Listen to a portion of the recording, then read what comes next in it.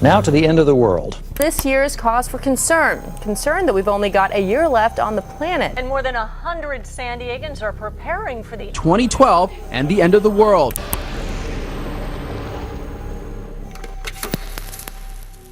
Well, I don't know about you, but the last time I checked, I was still very much alive. But what if I told you that the world as we know it has already ended in the year 2012? Did you ever get that feeling that something just doesn't feel right? Things don't add up anymore. And well, something has changed, but you just don't know what it is. Well, you are not the only one.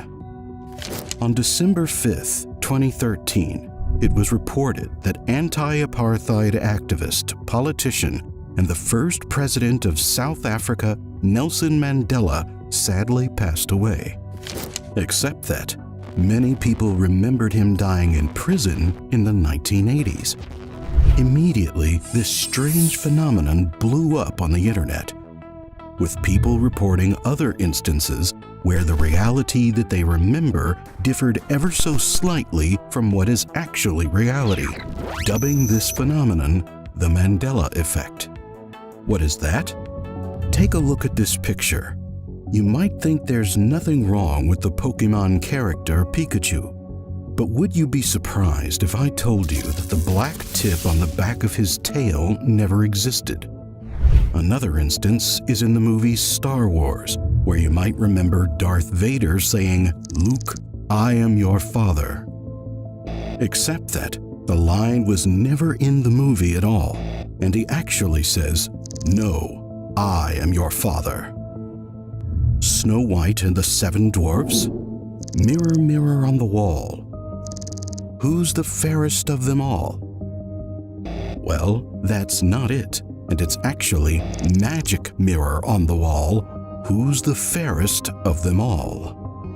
A quick search will reveal many such examples all over the world where the collective remembers something a certain way, but the reality is so different.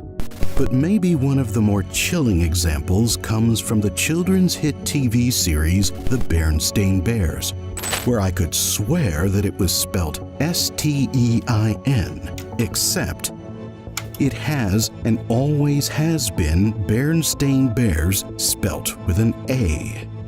I can't really put my finger on that strange feeling I experienced, and had to go deeper down this rabbit hole to find out if something somewhere along our timeline had gone really wrong.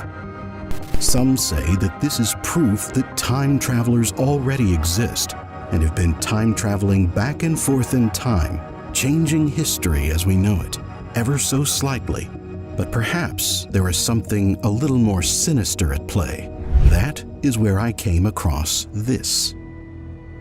On August 22nd, 2016, an anonymous 4chan user posted this thread claiming to be one of the 23 scientists at CERN responsible for the Mandela effect, stating that the planet was in fact destroyed in an extinction-level event and our consciousness was transferred to a different world. He then went on to explain that all of us had to have updates to our body in order to survive the increased toxicity of the Earth. However, according to him, some of the updates might not have worked according to plan, suggesting that we have all been already living in an alternate reality. Taking the thread at face value, it just seems like the work of an online troll with a vast imagination. However, upon scrolling through his replies and responses, it seemed that the author was either crazy or perhaps he knew something that we didn't. But then this video surfaced. Released by CERN, this video titled "We Are Happy at CERN" seemed to be a promotional video showing the enjoyable work and fun life at CERN. But wait, hold on. What's that right there? What you are looking at is a screen grab of a CERN employee holding up a sign saying, "We are happy here at CERN." And on the surface, it seemed like nothing was wrong. But if you look a bit closer, Interestingly enough, there seemed to be more symbolism at play here. Besides the uncomfortable and suspicious nature of the employee, around his neck there hung 2 signs reading Bond 1 and Mandela. What is the significance of that, you might ask? Well, it seems that Bond 1 was actually code for an actor called Barry Nelson, who played James Bond in a 1954 made-for-TV movie called Casino Royale, marking the first time James Bond ever made an appearance. And if you put the 2 signs together, you kinda get Nelson Mandela. Was this employee a whistleblower subtly suggesting that CERN had something to do with the Mandela effect? Even if the video was a gag, at some point in time, every conspiracy theory stems from a kernel of truth. And that little bit of truth comes from a prediction by a well-known scientist called Stephen Hawking, whose life's work famously paved the way for studies into black holes. So you can be assured that this guy knows what he's talking about. But that aside, this is what he had to say. At very high energy levels, the Higgs boson, which gives shape and size to everything that exists, could become unstable and could cause a catastrophic vacuum decay that would lead space and time to collapse, essentially saying that the world will end by black hole the moment the Higgs boson particle, aka the God particle, is discovered. At this point in the video, you might be wondering, what does the God particle have to do with the world already ending in 2012, and who the heck is CERN? With its name derived from the acronym for the French Conseil Européen pour la Recherche Nucléaire, or European Council for Nuclear Research. CERN is basically the leading research organization on particle theory, trying to figure out how the universe was created. If you go on to their website, their mission literally says, "At CERN, our work helps to uncover what the universe is made of and how it works."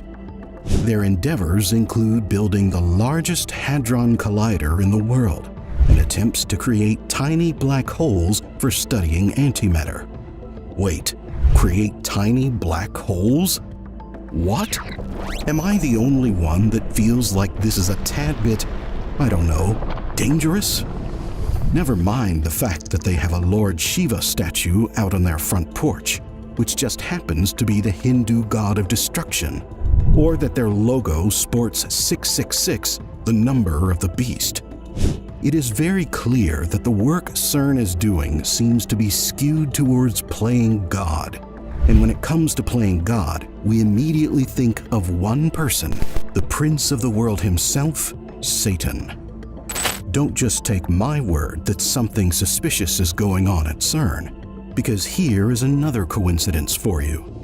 By looking at the writings of the Bible in Revelations chapter 2, verse 13. "I know where you live, where Satan has his throne, yet you remain true to my name. You did not renounce your faith in me, not even in the days of Antipas, my faithful witness, who was put to death in your city, where Satan lives." And if we look at where Saint Antipas was put to death, interestingly enough, we get a place called the Apollyon Temple in Lyon, or what we know now as Geneva, which just so happens to be the place where CERN is located. Just think about that. Maybe that will give you a little more context to this next part of the video, because you see, after tracing the discovery of the God particle, we find that CERN actually discovered it on the 4th of July, 2012. So is it really a stretch to say that CERN, upon the discovery of the God particle, accidentally created a black hole, like what Stephen Hawking predicted, which destroyed the entire world? And if that is the case, then how are you still watching this video? Well, it is important to note that over the last decade, many theoretical physicists have come to believe that all outcomes and events happen simultaneously, essentially suggesting that we are a part of a multiverse that is ever expanding with every decision that we make. With some scientists believing that the universe we're now in was born from a black hole, which opened a bridge sucking two parallel universes into each other, causing people to remember information differently, when the truth of the matter is that their realities were just getting crossed with one another. So were we just sucked to a parallel universe when our own reality disintegrated? Well, it kinda makes sense, because if our universe was indeed sucked into a black hole, and we did emerge on the other side, nothing would have changed for us, and the only clues that could point to signs that something had gone really wrong would be our memories being so slightly different from the reality in that alternate universe. But if you still think that it's a bit of a reach, did you notice that ever since 2012, time seems to have sped up, and the world seems to be spiraling more and more into chaos every single day? Is it weird that the earliest reports of the Mandela effect actually only occurred in the year 2012? Or how about the fact that the Mayans, who accurately predicted multiple astrological events in our universe, believed that the universe was going to be destroyed at the end of their calendar cycle? That end coincidentally being the year 2012. Or even a man named Terence McKenna, who used the ancient Chinese I Ching system of 64 hexagrams to graph the King-Wen sequence into a fractal pattern that weirdly enough lined up perfectly with major world events throughout history. And spoiler alert, the graph collapses to 0 in the year 2012, predicting that time had already run out.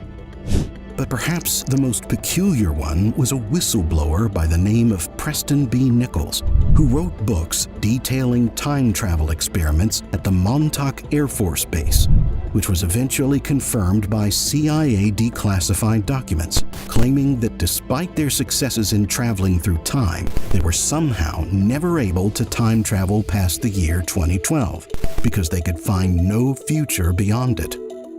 And while that might sound like something a 2012 doomsday believer would say before the year 2012, that is just it.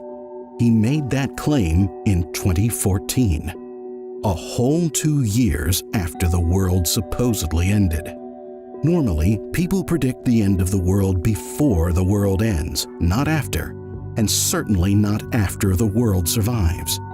So what was his deal? Was he someone who had seen the true reality of things and was just trying to expose the truth and shed light on where we truly are right now?